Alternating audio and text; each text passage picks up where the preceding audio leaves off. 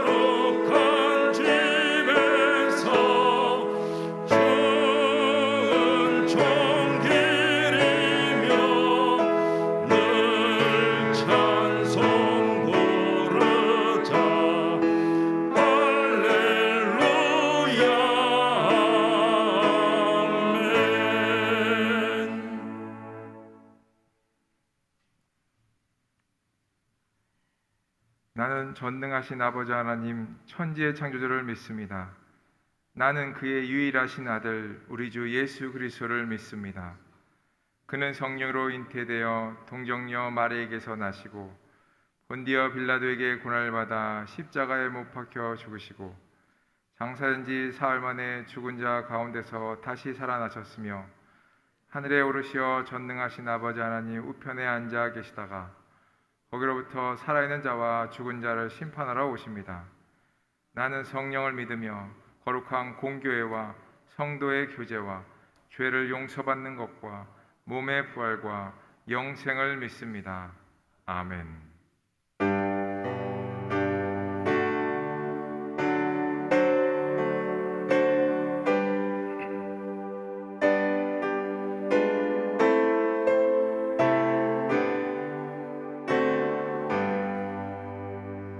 나의 생명 드리니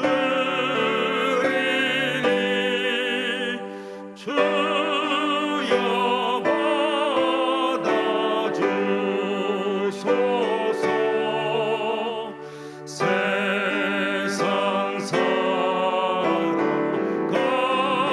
동안 찬송하게 하소서.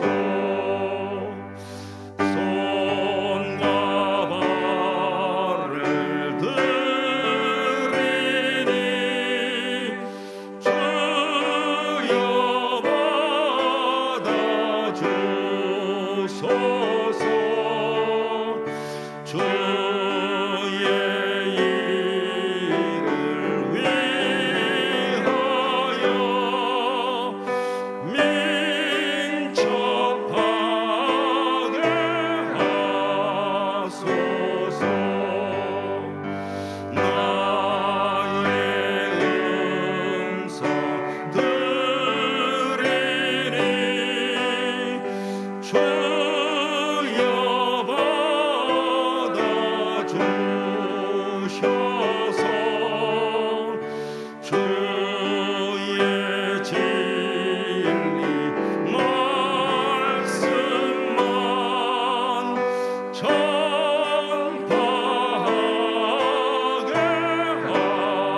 하소서. 나의 보아들이니 주여 받아주셔서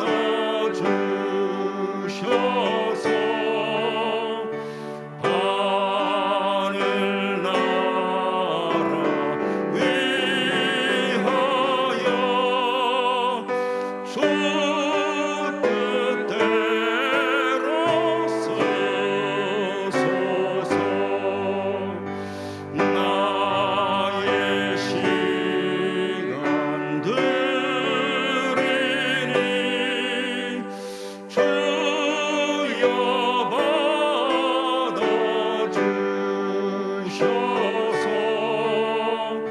평생토록 주 위에 봉사하게 하소서. 아멘.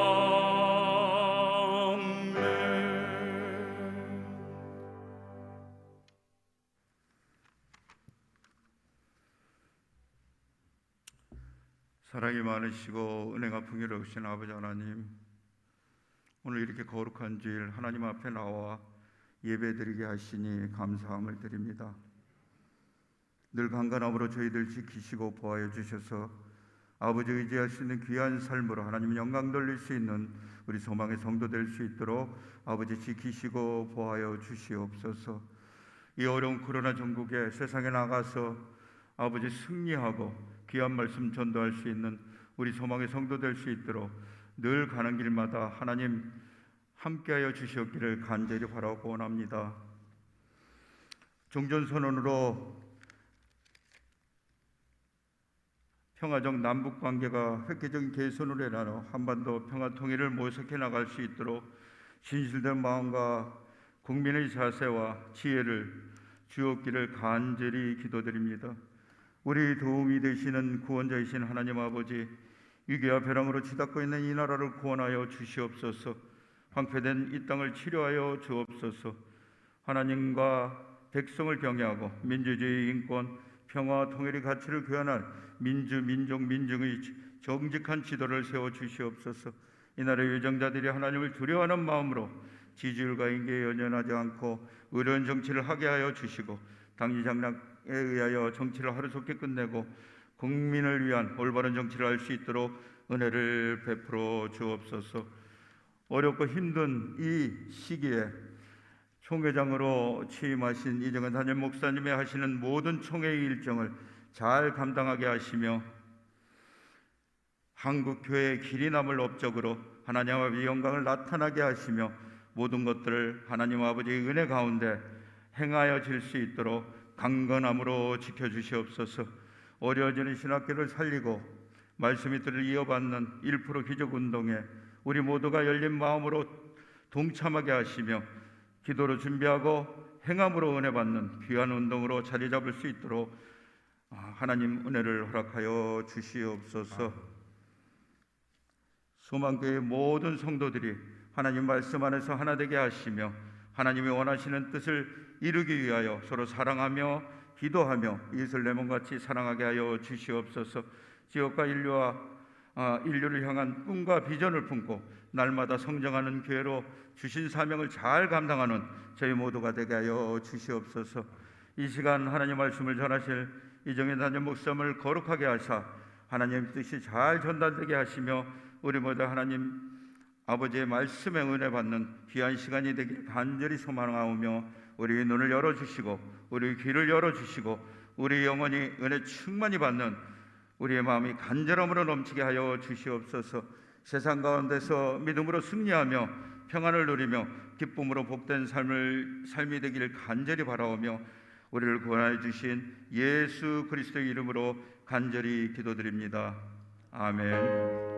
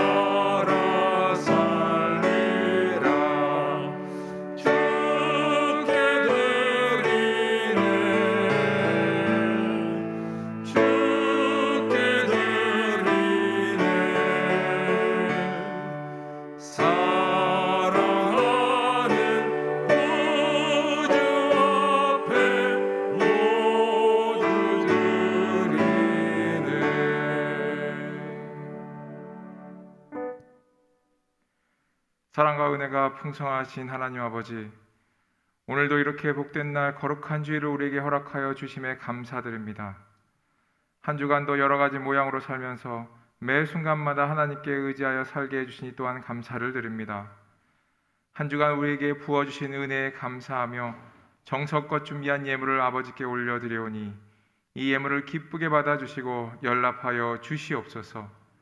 예물을 드릴 때 온 마음과 정성을 다하여 예물을 드리오니 드린 손길마다 하나님의 충만한 복을 내려 주시옵소서. 오로지 하나님만을 위하여 살아가는 믿음의 삶을 살게 하여 주시고, 또한 일하는 직장마다 일터마다 복을 내려 주셔서 예수님 안에서 잘 되는 역사가 있게 하여 주시고, 언제나 평안과 기쁨 가운데 주어진 일들을 잘 감당할 수 있게 하여 주시옵소서. 또한 가정마다 항상 예수님을 주인으로 모시고 살아가는 믿음의 가정 되게 하시고, 자녀들에게도 믿음의 복을 그리고 지혜의 복을 허락하여 주시옵소서. 하나님 아버지, 이 드려지는 예물을 통하여 예수님의 복음이 전해지는 역사가 일어나게 하여 주시고 이 예물을 하나님의 영광을 드러내는 곳에 온전히 사용하여 주시옵소서. 예배의 시정을 온전히 주님께 맡기오며 이 모든 말씀 거룩하신 예수님의 이름으로 기도드립니다. 아멘.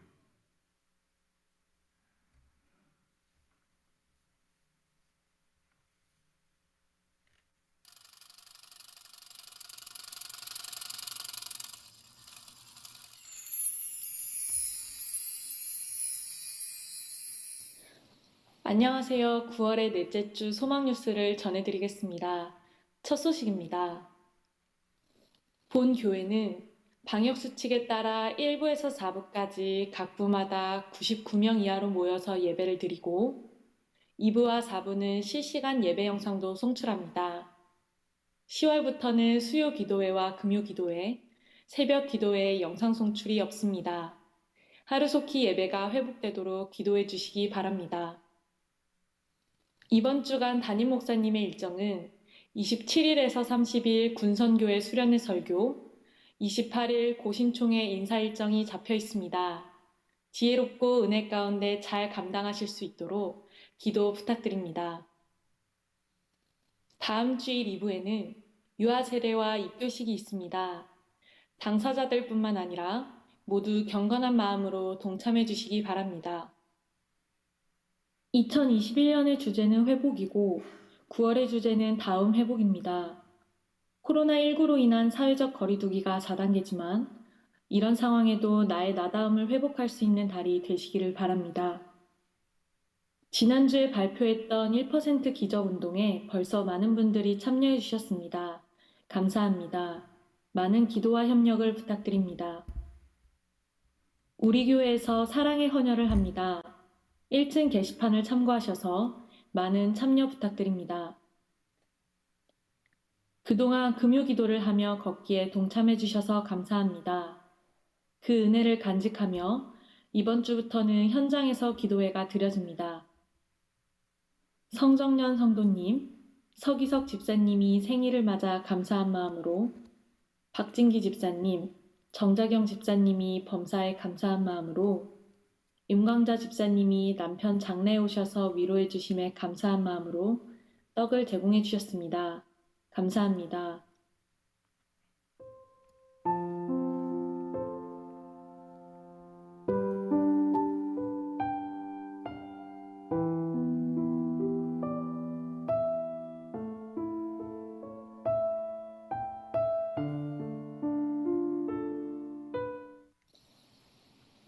오늘 하루도 예배를 통하여 은혜 충만한 시간 되시기 바라고 환절기에 건강 유의하시기 바랍니다.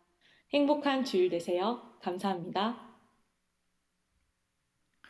우리 임광자 집사님의 남편 되시는 우리 최영식 집사님께서 추석 바로 전날 돌아가셨습니다. 그냥 그 이전날 잠을 잘 주무셨는데 아침에 깨어나지 않길래 이렇게 들어가서 몸을 흔들어 보니까 이미 그 소천한 상태였습니다. 뭐 특별한 지병은 없으셨는데 어쨌든 하나님의 부름을 그렇게 받았습니다. 슬픔 중에 있는 모든 유족들을 위로해 주시기 바라고 위하여 기도해 주시기 바랍니다. 안타깝게도 그분의 자녀 되시는 분이 그 자식 되시는 분이 일찍 또 갑작스럽게 이렇게 소천을 했다고 합니다. 오래전의 일인데 그 일로 너무 가슴 아파하고 있는 우리 임광자 집사님이셨는데 이번에 또 이렇게 갑작스럽게 남편 집사님을 떠나보내야만 했습니다. 여러분 위해서 기도해 주시기를 바라고 보시게 되면 위로해 주시기를 바랍니다. 담임 목사의 일정을 여러분들이 잘 기억을 하시고 여러분들의 기도가 많이 필요합니다. 그리고 협력도 많이 필요하니까 특별히 위에서 많이 기도해 주시기를 바라고 1년 동안은 우리 교회에서 총회로 저를 그냥 파송했다 이렇게 생각을 하시면 좋을 것 같습니다. 여기에는 여러 가지 뭐 지혜도 필요하고 또 지식도 필요하고 뿐만 아니라 물질도 필요하고 기도도 필요하고 여러 가지 모습이 필요한데 여러분들께서 잘 도와주셔서 한 해 동안 이 모든 일들을 은혜 가운데 잘 마무리할 수 있도록 여러분들 기도와 협력을 부탁드립니다. 하나님 말씀을 보겠습니다. 말씀을 보기 전에 일부 예배를 마쳤는데 어떤 권사님께서 그 이름은 이제 성함은 밝히지 않도록 하겠습니다. 윤모 권사님께서 봉투를 하나 가져오셔가지고 목사님 총회장 되신 것을 축하한다고, 그리고 예쁜 좋은 양복을 하나 해입으라고 봉투를 가져오셨어요. 권사님의 형편을 제가 너무 잘 알기 때문에 이 권사님 참 이게 권사님에게 있어서는 큰 돈인데 이거를 또 가져오셔가지고 이렇게 기도해 달라고 부탁을 하셨는데 마음이 정말 기쁘면서도요, 한편으로는 저 권사님이 이렇게 좀 애를 써주시는구나, 그런 마음 때문에 좀 이렇게 속된 말인가요? 좀 안쓰럽기도 했습니다. 권사님께 감사를 드리고 윤모 권사님을 위해서도 여러분이 기도해 주시면 감사하겠습니다. 베드로전서 4장 7절부터 11절입니다. 만물의 마지막이 가까이 왔으니 그러므로 너희는 정신을 차리고 근신하여 기도하라. 무엇보다도 뜨겁게 서로 사랑할지니 사랑은 허다한 죄를 덮느니라. 서로 대접하기를 원망 없이 하고 각각 은사를 받은 대로 하나님의 여러 가지 은혜를 맡은 선한 청지기 같이 서로 봉사하라. 만일 누가 말하려면 하나님의 말씀을 하는 것 같이 하고 누가 봉사하려면 하나님이 공급하시는 힘으로 하는 것 같이 하라. 이는 범사에 예수 그리스도로 말미암아 하나님이 영광을 받으시게 하려 함이니 그에게 영광과 권능이 세세에 무궁하도록 있느니라. 아멘. 9월의 주제가 다음 회복입니다. 그래서 첫째 주에는 목사다운 목사가 되자라는 말씀을 드렸고, 둘째 주에는 장로다운 장로, 이런 주제로 말씀을 드렸고, 셋째 주에는 집사다운 집사, 이런 제목으로 말씀을 드리고 여러분들은 말씀을 들었습니다. 오늘은 베드로전서 4장의 이 말씀을 근거로 해서 성도다운 성도라는 제목으로 말씀을 드릴 때 많은 은혜가 되시기를 바랍니다.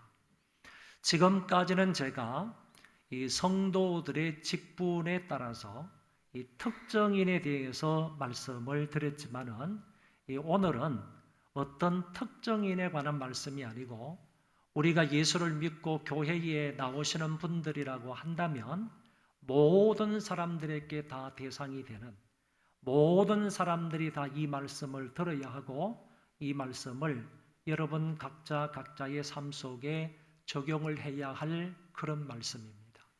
이 말씀을 잘 들으시고 말씀을 잘 깨닫고 은혜를 받을 수 있기를 바랍니다. 본문인 베드로 전서는 이 베드로 사도가 여러 나라에 흩어져 있는 성도들에게 말씀을 전한 것입니다. 이 편지를 받는 그 당시의 성도들은 대부분 로마의 핍박과 압박으로 인하여서 고통과 고난을 당하고 있었던 상황이었습니다. 심지어 로마의 핍박으로 인해서 기독교인들이 순교했던 사람들도 적지 않아 많았습니다. 그러므로 이 편지의 수신자들 또는 독자들이 어떤 상황 속에서 신앙생활을 했고 그런 상황 속에서 베드로 사도가 전해주는 말씀을 들었다 하는 점을 여러분들이 기억을 하시고 이 말씀을 들었으면 좋겠습니다. 본문을 통하여 성도다운 성도는 어떤 사람인지를 살펴보겠습니다. 우리가 지금까지 살펴본 목사로 사는 것, 장로로 사는 것, 그리고 안수집사로 사는 것도 중요하고 가치 있지만 그것보다도 더 가치 있고 중요하고 의미 있는 삶은 참 성도답게 사는 것입니다. 왜냐하면 목사나 장로나 안수집사나 권사의 타이틀을 가지고는 천국에 갈 수 없지만은 성도라는 이름으로는 천국에 못 갈 자가 없기 때문입니다. 목사라고 해서 장로라고 해서 그 타이틀 때문에 그 명함 때문에 자동적으로 천국에 가는 것이 아니고 누구든지 예수 그리스도를 믿어서 성도가 된다면 성도는 거룩한 무리이지 않습니까? 성도가 된다면 그런 사람은 천국에 못 갈 사람이 없다. 그런 얘기입니다. 그렇기 때문에 이 성도다운 성도 이 주제의 말씀은 앞에서 말씀드린 그것보다도 나에게 훨씬 더 중요하고 가치 있고 의미 있는 말씀이다. 이렇게 생각을 하시고 말씀을 들으시면 되겠습니다. 성도다운 성도는 어떻게 살아야 하겠습니까? 성도다운 성도는 어떤 삶을 살아야 하는 것입니까? 첫째, 정신을 차리고 기도해야 한다고 했습니다. 만물의 마지막이 가까이 왔으니 그러므로 너희는 정신을 차리고 근신하여 기도하라. 여기에 마지막이 가까이 왔다 하는 이 말은 궁극적인 마지막이 임박했다라는 뜻입니다. 달리 말하면 예수 그리스도의 재림으로 인한 인류의 종말이 가까이 왔다. 이렇게 설명할 수 있는 것입니다. 그렇다면 만물의 마지막이 가까이 온 것은 개인의 종말을 말하는 것이 아니다라는 얘기입니다. 물론 개인의 종말도 언제 어떤 상황 속에서 죽음을 맞이할지 아무도 예측할 수가 없습니다. 그것도 그렇지만은 만물의 마지막이 가까이 온 것, 만물의 마지막 때가 분명히 있는데 그 만물의 마지막도 실제적으로 몇 월 며칠 몇 시에 이루어질는지는 아무도 모르게 되는 것입니다. 그러나 분명한 것은 오늘 말씀에 의하면 그 만물의 마지막이 가까이 왔다. 예수 그리스도의 재림으로 인하여서 하늘과 땅과 그 가운데 있는 모든 만물이 궁극적인 마지막의 때가 가까이 왔다라고 말할 수가 있는 것입니다. 이 만물의 마지막이 가까이 왔다 그랬기 때문에 이게 바로 우주적인 종말을 의미한다라고 볼 수 있는 것입니다. 만물에라는 말이 붙어 있기 때문에 이것은 분명히 우주적인 종말이 가까이 와 있다라고 설명할 수 있는 것입니다. 그때가 되면 모든 것이 파괴가 되고 그때가 되면 모든 것이 멸망하고 그때가 되면 모든 것들이 하나님 앞에서 심판을 받게 될 것입니다. 그런데 중요한 것은 가까이 왔다라는 이 말의 동사 시제가 완료 시제로 되어 있다 그런 얘기입니다. 완료 시제로 되어 있다 하는 이 말은 어떤 의미를 갖는가 하면은 종말이 가까이 왔다는 것을 기정사실로 말하고 있다 그런 뜻을 가지고 있는 것입니다. 앞으로 일어날 일이거나 기약이 없는 가상의 일이거나 그런 것을 말하지 아니하고 앞으로 이 우주적인 종말은 역사선상에 명확하게 분명하게 드러날 날이 있다. 분명한 확실한 사건이 된다라는 의미를 가지고 있는 것입니다. 베드로는 로마의 박해를 받고 있는 여러 나라에 흩어져 있는 그 디아스포라들에게 이 사실을 알려줌으로 인하여서 다가올 그날을 준비해라. 다가올 그날을 예비하며 살아라 하는 점을 말씀하고 있는 것입니다. 그 대비책 가운데 첫 번째가 바로 정신을 차리고 근신하여 기도하라는 말씀입니다. 여러분, 정신을 차리고 근신하여 기도하라 하는 이 말은 정신을 차리고 지금 즉시 기도에 돌입하라 그런 얘기입니다. 그러니까 정신을 번쩍 차린 사람은 다시 말해서 지금의 때가 어느 때인 줄을 딱 알고 예수님의 재림이 가까이 온 그런 때이다. 예수님이 오시는 발자국 소리가 내 귀에 들린다. 그렇게 생각이 되는 사람은, 그렇게 믿는 사람은 그 즉시로 정신을 차리고 기도에 들어가라. 기도에 돌입하라.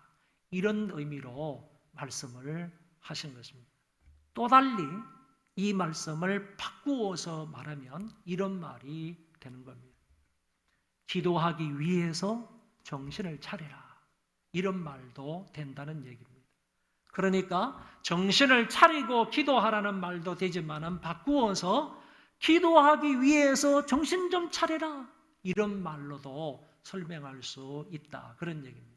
말을 옳게 하거나 아니면 이를 뒤바꾸거나 해도 의미는 다르지 않다라고 말할 수가 있습니다.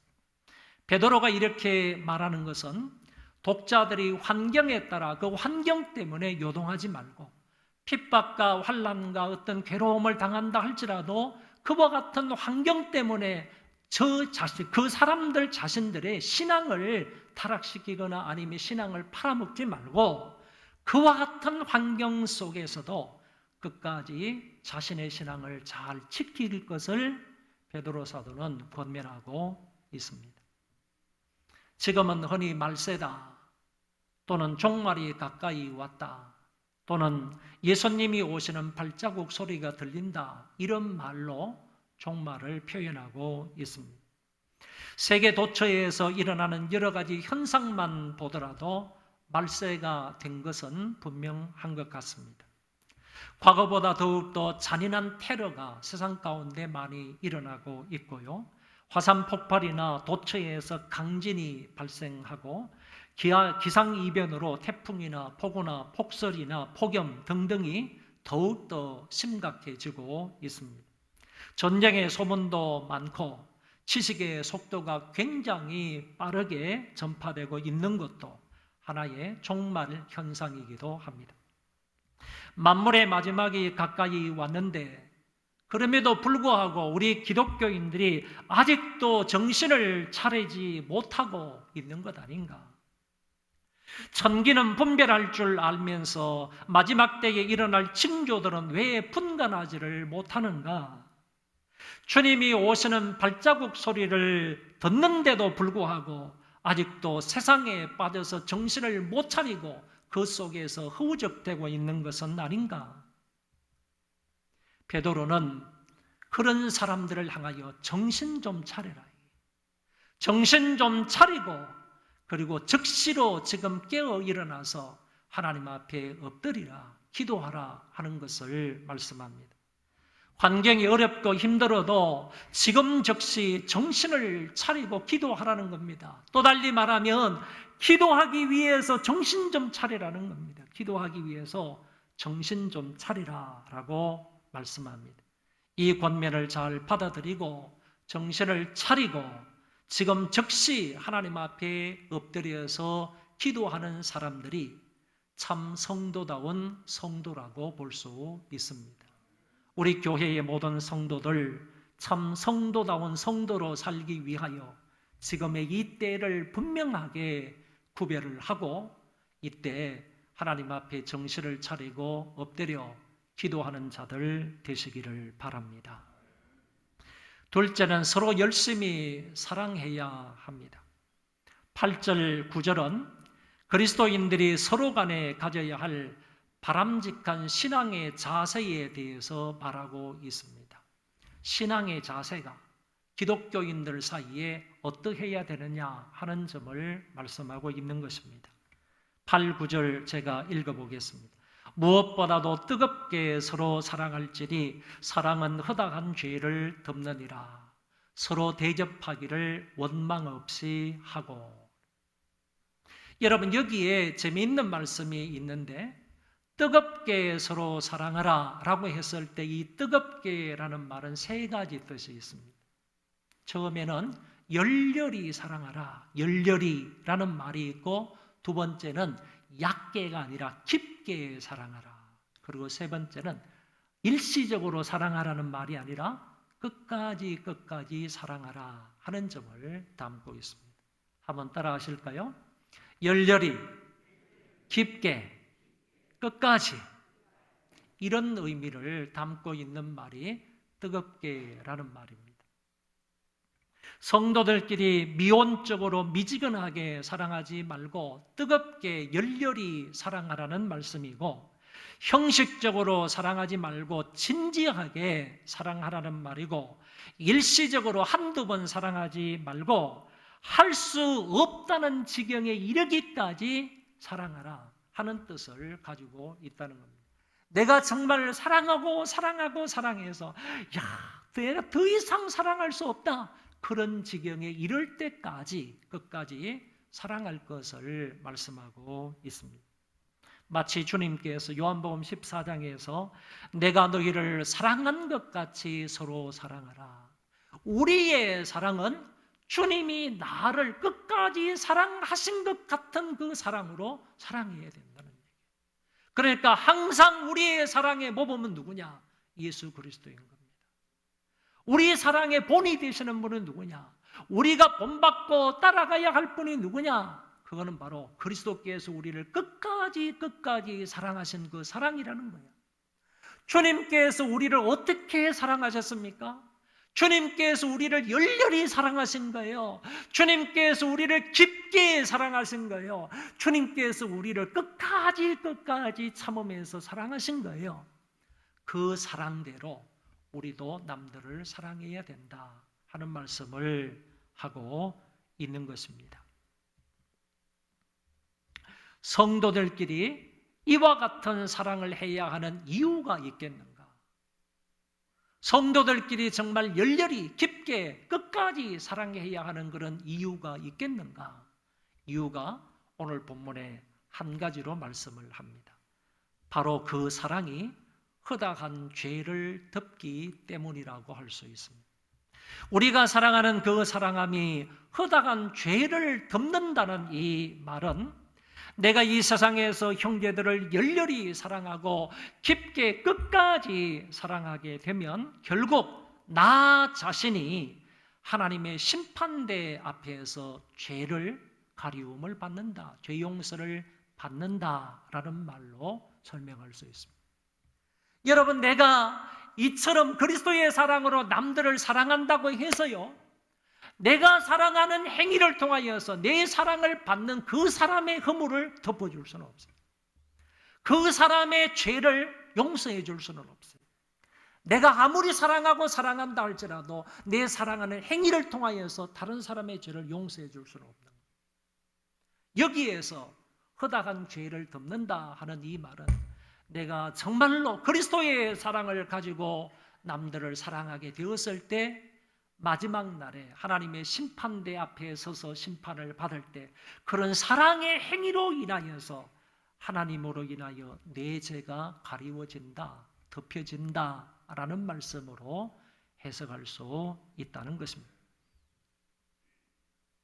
그렇다고 해서요, 이것은 사랑의 행위로 인하여서 죄 용서를 받는다는 행위 구원을 말하는 것은 아니다라는 얘기입니다.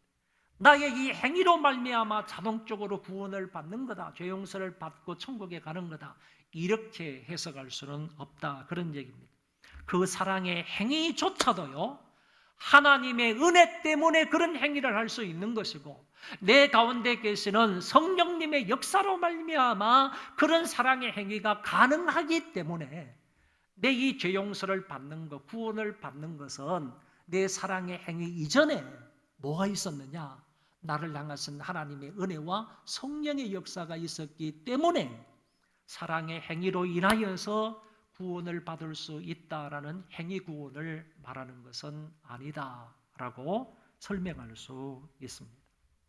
그리고 주님께서 누가복음 7장 47절에서 이렇게 말씀하신 것이 있습니다. 많이 사랑하는 자는 많은 죄를 사함받는다 그랬습니다. 많이 사랑하는 사람은 많은 죄를 사함받는다, 이렇게 말씀을 하셨고요. 오늘 여기 베드로 사도는 잠언 10장 12절의 이 말씀을 근거로 해서 이렇게 말씀하고 계시는 것 아닌가 이렇게 생각이 됩니다. 그 잠언서에 솔로몬이 이렇게 말합니다. 미움은 다툼을 일으켜도 사랑은 모든 허물을 가리느니라. 사랑은 모든 허물을 덮는다 이렇게 말씀하셨는데, 지혜로운 솔로몬도 사랑은 모든 허물을 가린다고 말씀하셨는데, 이 말씀을 근거로 해서 베드로가 이렇게 말씀하고 있는 것 아닐까라고 생각을 합니다. 주님이 말씀하셨습니다. 오리를 가고자 하는 사람에게 심리를 같이 가져라. 속옷이 필요한 사람에게 그옷까지 주어라. 줄인 자에게 외면하지 말고 먹을 것을 주라. 이렇게 말씀하셨습니다. 새 계명을 너희에게 주노니 서로 사랑하라고 말씀을 하셨고, 어디까지 사랑해야 되느냐? 원수까지라도 사랑하라고 말씀을 하셨고, 더 나아가서 친구를 위하여 자기의 목숨을 버리는 것보다도 이 세상에서 더 큰 사랑은 없다고까지 주님이 말씀해 주셨습니다. 이런 말씀들을 기억하며 우리도 이웃들을 사랑하되 뜨겁게 사랑할 수 있기를 바라고, 진지하게 끝까지 사랑할 수 있기를 바랍니다. 이어지는 9절에서는 서로 대접하기를 원망 없이 하라라고 말씀을 하셨습니다.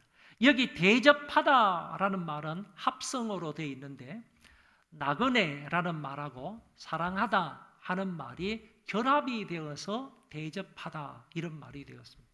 그러면 대접하다라는 말은 원래 헬라의 뜻은 뭐냐 하면은 나그네를 잘 대접해야 한다, 나그네를 대접하다, 나그네를 사랑하다 하는 의미로 해석할 수가 있는 것입니다. 예를 들면 디모데전서 3장 2절과 디도서 1장 8절에 보면 감독의 자격에 대해서 말하면서 감독은 나그네를 잘 대접하는 자여야 한다 이렇게 말씀하고 있습니다. 그 말씀이 바로 나그네를 잘 대접해야 한다 하는 이 말이 바로 나그네를 사랑한다, 나그네를 사랑해야 한다 하는 말씀과 동일하다라고 볼 수가 있습니다. 여러분, 베드로 당시에는, 자 주목하세요. 베드로 당시에는 일반인들을 위한 숙박시설이 별로 없었습니다.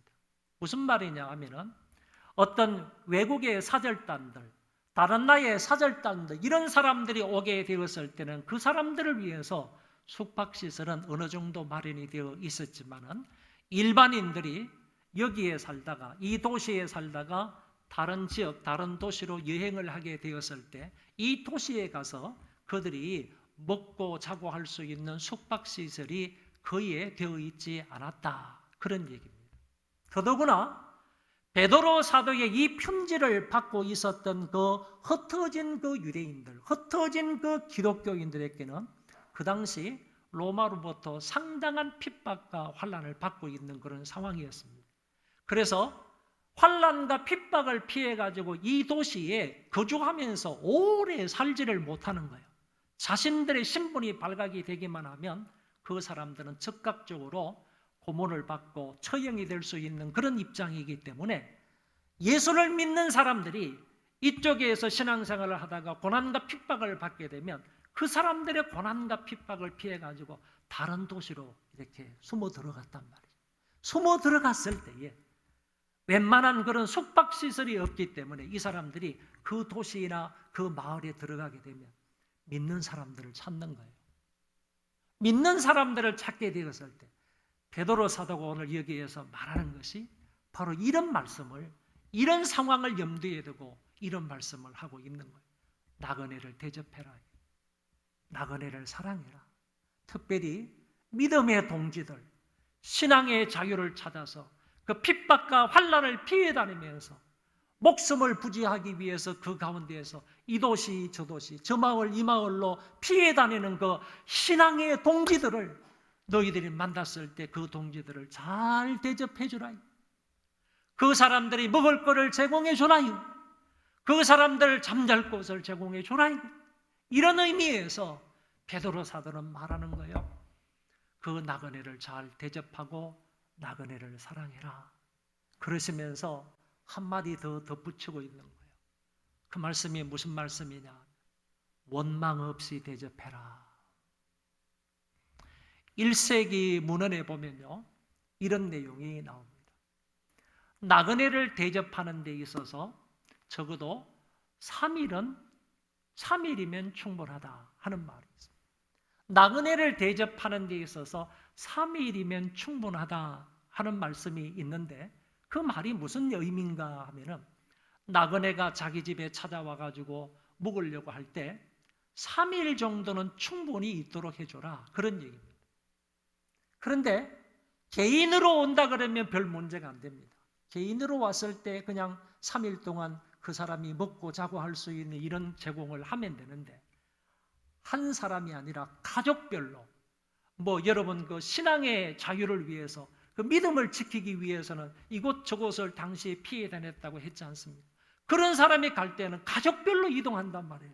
그러니까 한두 사람이 아니라 여러 사람이 오게 되었을 때 그 사람을 3일 이상, 만약에 그 당시에 평균적인 일수가 3일인데 3일이 아니라 피해 갈 곳이 없으면 3일 이상도 된단 말이에요. 그랬을 때 그 사람들 자기가 아무거나 기대하지 아니하고 그들을 대접하려고 하면 얼마나 많은 비용이 들겠습니까? 그럼에도 불구하고 그들을 대접하고 그들을 숨겨주고 그들에게 먹을 것, 그리고 그들에게 잠잘 곳을 제공해 주는데 너희들은 이 일에 원망 없이 해라. 원망 없이 해라. 그런데 베드로 사도는 여기까지 말씀을 하셨지만은 평소에 주님께서 우리에게 말씀하신 것과 연결을 시켜 본다면 성도들이 신앙을 위해서 이리저리 피해 다니는 그 당시의 성도들, 믿음의 동지들을 숨겨주고 그들에게 음식을 제공하고 잠자리를 제공하는데 원망 없이 그들에게 이렇게 사랑을 베푸는 것은 곧 주님께 하는 것이나 마찬가지다. 주님께 하는 것과 마찬가지인데 주님을 대하듯이 이 성도들 이렇게 대하면 그런 사람들은 주님이 이 세상에 오실 때 그들에게 분명히 상을 주신다라고 말씀을 드릴 수가 있는 것입니다. 그러므로 우리도 나그네와 이웃을, 특별히 어려움을 겪는 신앙의 동지들을 돕는 데에 힘들고 기간이 오래가고 대상자들이 많아도 우리가 해야 될 것은 원망 없이 그들을 사랑해야 한다는 말씀입니다. 결국 이런 행위들이 이웃을 열렬히 사랑하는 것이 되고 깊이 사랑하는 것이고 그리고 끝까지 사랑하는 것이라고 말할 수 있습니다. 너희가 이렇게 사랑하면 너희가 내 제자인 줄 알리라, 주님께서 말씀을 하셨습니다.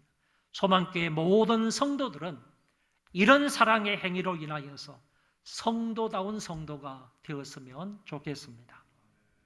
세 번째는 은사에 따라 청지기로서 봉사해야 합니다.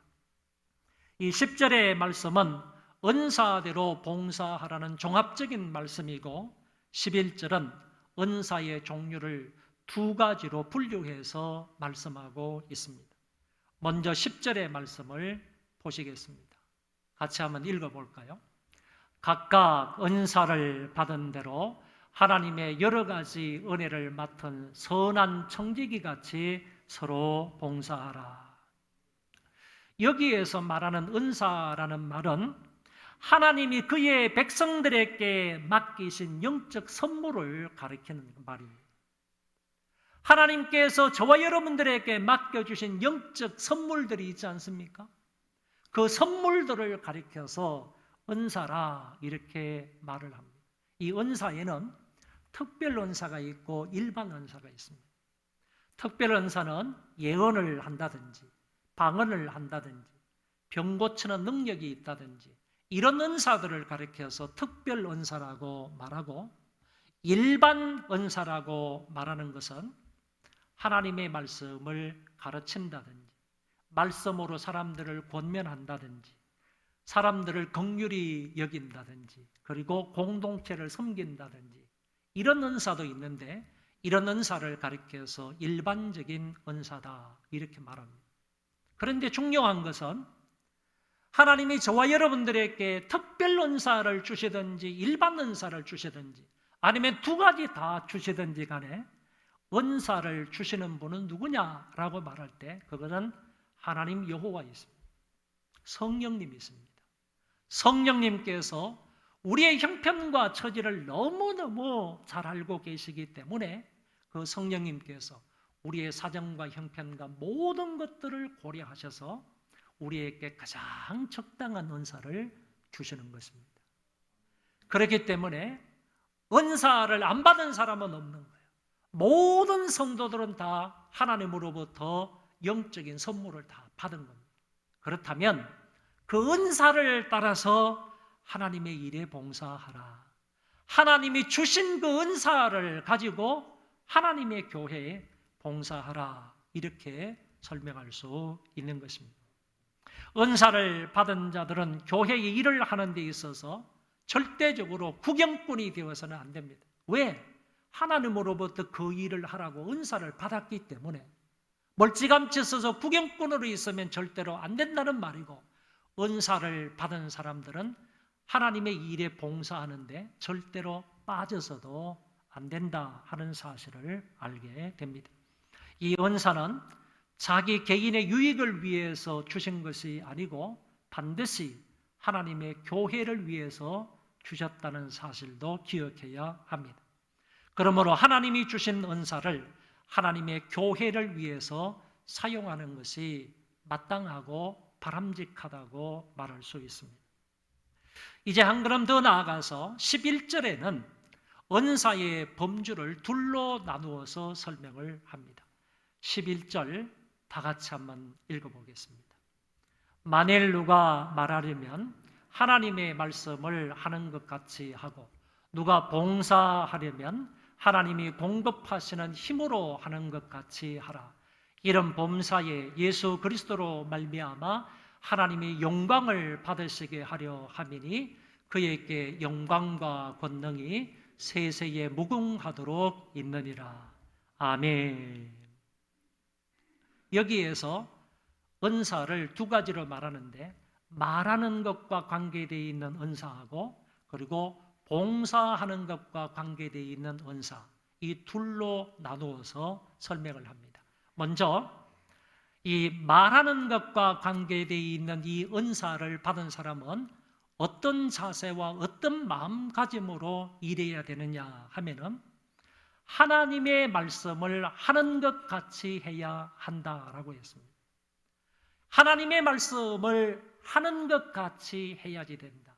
말하는 은사를 받은 사람, 특별히 교회의 목사가 설교할 때라든지 하나님의 말씀을 가르칠 때든지 아니면 교사들이 아이들에게 학생들에게 하나님의 말씀을 가르칠 때라든지 아니면 인도자들이 구역 식구들 앞에서 하나님의 말씀을 가르칠 때라든지 장로님들이 치리할 때 권면하는 그런 말씀이라든지 이렇게 말하는 은사를 받은 사람은 그 말을 할 때 어떤 자세로 말해야 되느냐? 오늘 성경은 분명하게 말씀하시기를 하나님의 말씀을 하는 것 같이 하라 이렇게 말했습니다. 이 말은 무슨 말이냐 하면은 사도들이 하나님의 말씀을 받았습니다. 그 이전에 선지자들이 하나님의 말씀을 받았습니다. 이거를 신탁의 말씀이라 그럽니다. 하나님의 말씀을 그들이 받았어요. 선지자들과 사도들이 받았어요. 그러면 신탁의 말씀을 신으로부터 위탁을 받은 그 말씀을 당신의 백성들에 전할 때에는 정말로 신중하게 이 말씀을 전해야 되는 거고 정직하게 바르게 신탁의 말씀을 받은 그대로 백성들에게 전해야 할 의무가 있는 거예요. 그것처럼 오늘날 목사들이 이 강단에 서서 하나님의 말씀을 설교할 때나 평소에 또 하나님의 말씀을 가르칠 때나 교사들이 역할을 감당할 때나 인도자들 그리고 장로님들이 치리할 때 반드시 그 말을 하게 되었을 때는 내가 신탁의 말을 하는 것처럼 하나님께서 나에게 주신 말씀을 저들에게 말하는 것처럼 신중하게, 정직하게, 사람들에게 덕이 되게, 사람들에게 유익하도록 이 말을 해야 한다 하는 점을 오늘 베드로 사도는 얘기하고 있습니다. 그 다음에 봉사와 관계되어 있는 것인데, 누가 봉사하려면 하나님이 공급하시는 힘으로 하는 것 같이 하라 그랬습니다. 제일 중요한 것은요, 우리가 봉사하기 전에 뭐가 있어야 되느냐 하면은 하나님이 공급해 주시는 힘이 있어요. 믿으시면 크게 아멘 좀. 우리가 하나님의 일에 봉사를 하려면요, 그 이전에 반드시 하늘로부터 오는 하나님이 공급해 주시는 힘이 있어야 돼요. 그 힘으로 봉사하라 이렇게 말씀하고 있습니다. 우리가 어떤 일에든지 봉사하려면 목사가 목사 일에 봉사하고, 장로님들이 장로 일에 봉사하고, 안수집사님, 권사님들, 일반 성도들이 자기가 맡은 일에 봉사를 하려면요, 어떻게 해야 되느냐? 하나님이 공급해 주시는 힘으로 해야 된다. 근데 제가 이 말씀을 이제 설교를 위해서 준비를 하다가 큰 깨달음을 받은 말씀입니다. 하나님이 공급해 주시는 힘, 여기의 힘은 능력을 말하는 거예요. 능력을 말하는 거예요. 내가 교회 일을 할 수 있는 능력을 말하는 거예요. 내가 그 분야에 봉사하는 데 필요한 능력을 말하는 거예요. 그 능력을 하나님이 공급해 주시는데, 공급하다 이 말이 헬라어 원문 성경에 보니까 뭐로 되어 있는 거예요? 하나님이 충분히 공급하신다 이런 뜻으로. 깨달음이 있는 분 아멘 해보세요. 충분히 공급하신다는 거예요. 하나님이 교회 일에 봉사하고자 하는 사람은 어떤 일이든지 간에 하나님께서 그 사람에게 할 수 있는 능력을 충분히 공급해 주신대요. 부족함이 없이 공급해 주신대요. 넉넉하게 풍성하게 공급해 주신다는 얘기예요. 이것보다도 더 감사한 뜻이, 놀라운 뜻이 여기에 포함되어 있는데, 그게 뭐냐 하면은 한두 번 공급해 주시고 말겠다는 얘기가 아니라 지속적으로 공급해 주시겠다는 뜻이 여기 있어요. 그러니까 우리가 교회 일에 봉사하고자 한다면요, 하나님의 일에 내가 이 일에 봉사해야 되겠다, 충성하고 헌신해야 되겠다, 마음의 결심만 하면요, 마음의 각오만 있으면 하나님께서 그 사람들에게요 충분히 그 능력을 공급해 주신대요.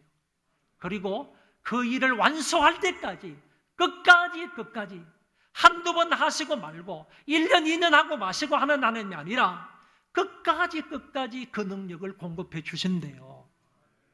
여러분, 우리가 봉사하려고 할 때 하나님은 우리에게 이렇게 좋으신 분이, 이렇게 좋으신 분. 그래서 봉사하려고 하는 사람들은 하나님께서 공급해 주신 이 충분한 공급의 힘, 그리고 지속적으로 공급해 주시는 능력, 이것으로 인하여서 봉사하게 되는 것입니다. 그렇기 때문에요, 봉사자들은 교회 일에 봉사하면서 자기의 힘과 능력과 지혜로 한다는 착각을 버려야 되는 거예요.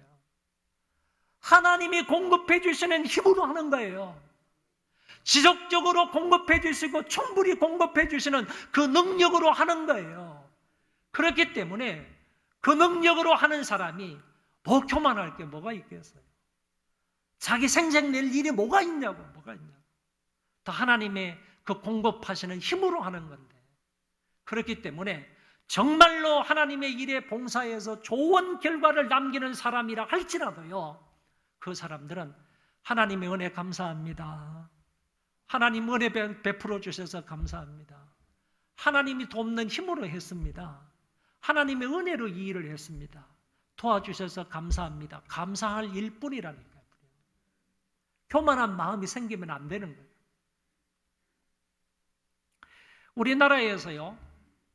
우리나라에서 제자 훈련이 제일 잘 되어 있는 교회 중에 하나가 평택에 있는 평택대광교회입니다. 이 교회는 제가 한 참여해서 훈련을 받은 적이 있는데 그때 한 4, 5천 명 정도 모이는 교회입니다. 그런 교육자는 딱 2명뿐입니다. 담임 목사님 한 분, 여전도사님 한 분, 교육자는 딱 2분입니다. 모든 일들은 훈련받은 청지기들이, 훈련받은 성도들이 모든 일들을 다 감당하고 있습니다. 무급으로 돈 일전 한 푼도 받지 아니하고 교회에서 전부 다 자원해서 봉사하고 있는 것입니다. 심지어요, 차량 운행도 전부 다 자원해서 그냥 무급으로 봉사하고 교회 행정까지, 사무실에서 교회 행정까지 다 그분들이 하고 주일학교 설교하는 것도 평신도들이 다 하고 있고 심지어는 애경사도 전부 다 평신도들이 다 하고 있습니다. 직접 가서 보았습니다. 장례식을 집례하는데 장례식에 목사님이 가가지고 장례 집례하는, 그래서 성도들이 가가지고 장례 예식을 다 하는 겁니다. 설교하고 거기에서 뭐 기도해주고 찬송 부르면서 다 장례식까지 다 합니다. 심지어는 주일날 우리 같으면 1부, 2부, 1부는 제가 하지만 2부, 3부는 우리 부교육자들이 여기 인도를 하잖아요. 예배 인도하는 것도 전부 평신도들이 다 합니다.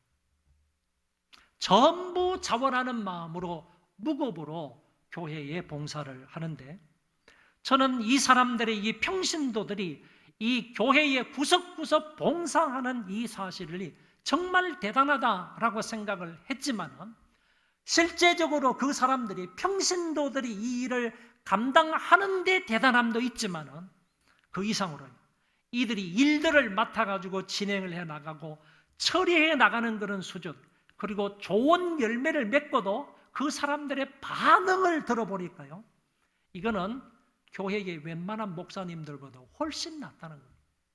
일을 맡아가지고 기획을 하고 처리를 하고 좋은 결과를 남기고 남겼을 때 그들이 나타내는 반응, 이 모든 것들을 보았을 때요, 이 사람들은 정말 하나님으로부터 은사를 받은 사람으로서 선한 청지기 같이 봉사하고 있다.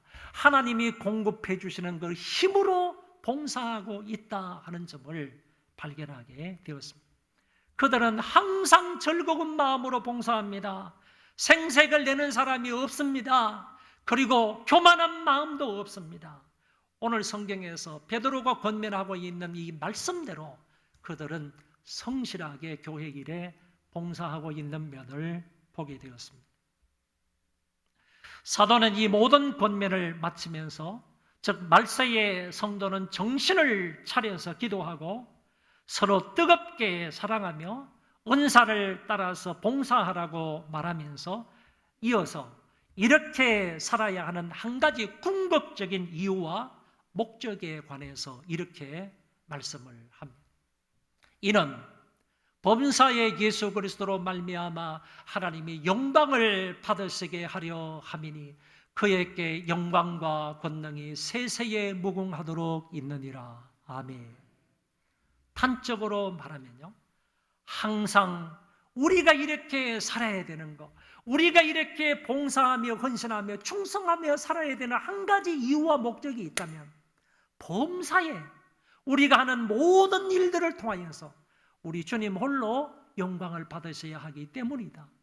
그리고 주님 홀로 영광을 받으셔야 하기 때문인데 이 영광은 세세무궁토록 그분이 받으셔야 하기 때문이다. 이렇게 베드로 사도가 설명하고 있는 것입니다.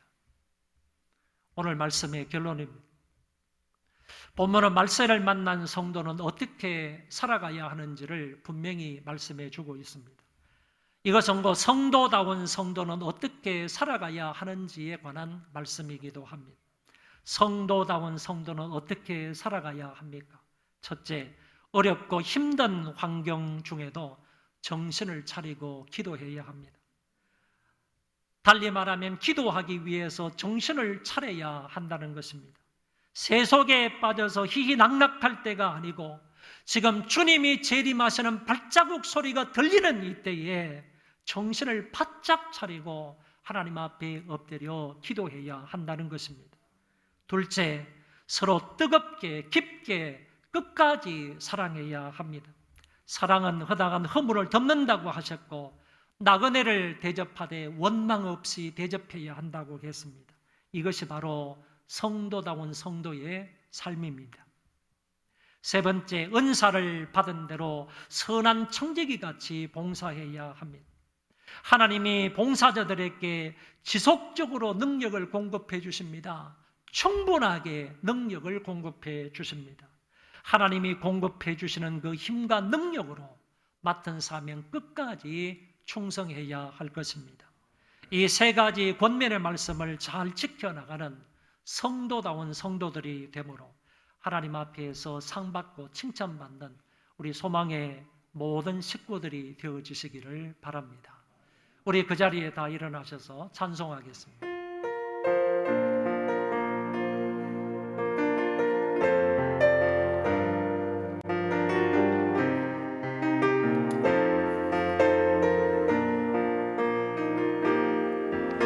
우리에겐 소원이 하나 있네. 주님 다시 오실 그날까지 우리 가슴에 새긴 주의 십자가 사랑, 나의 교회를 사랑케 하네. 주의 교회를 향한 우리 마음, 희생과 포기와 가난과 고난,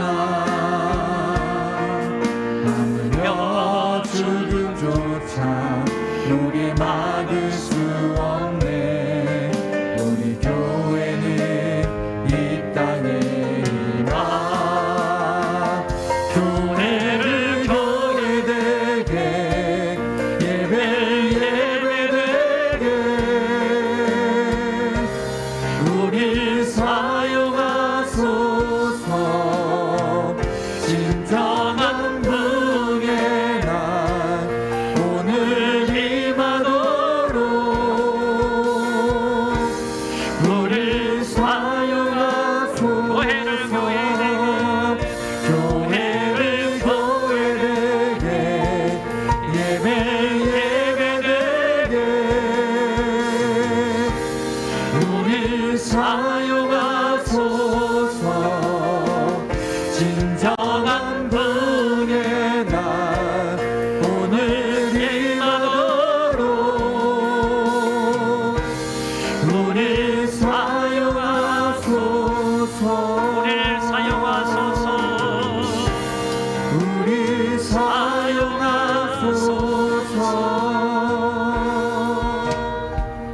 하나님 말씀을 생각하며 통성으로 기도하겠습니다. 우리 모두 다 성도다운 성도가 되게 하여 주옵소서. 기도하겠습니다.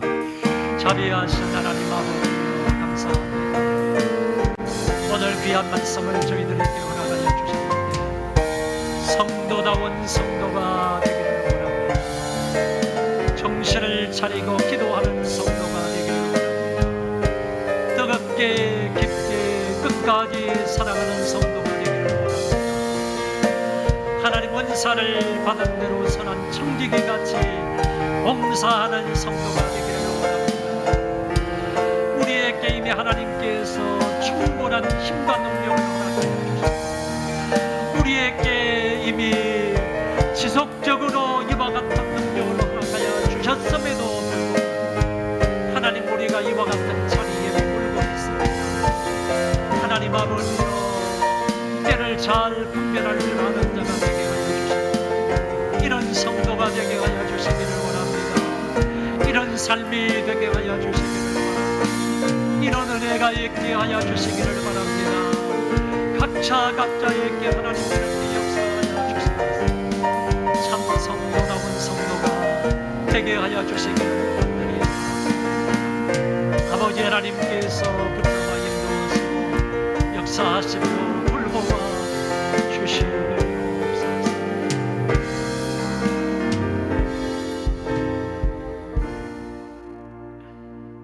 교회의 머리가 되시는 우리 주 예수 그리스도의 은혜와 만극하신 하나님 아버지의 그 사랑하심과 성령 하나님의 위로 교통 역사 충만하시니 오늘도 모여서 그리고 각 가정에서 하나님 앞에 예배를 드리고 마치는 하나님의 귀한 권속들 머리머리 위에와 저희 자손만대 위에와 하나님이 지극히 사랑하시는 이민족과 교회 위에와 그리고 세계에 흩어져서 살아가는 하나님의 귀한 권속들 머리머리 위에와 특별히 아프가니스탄에 사랑하는 형제 자매들과 미얀마에 사랑하는 형제 자매들과 IT의 모든 주의 백성들 머리머리 위에 이제로부터 영원토록 함께 있을지어다. 아멘.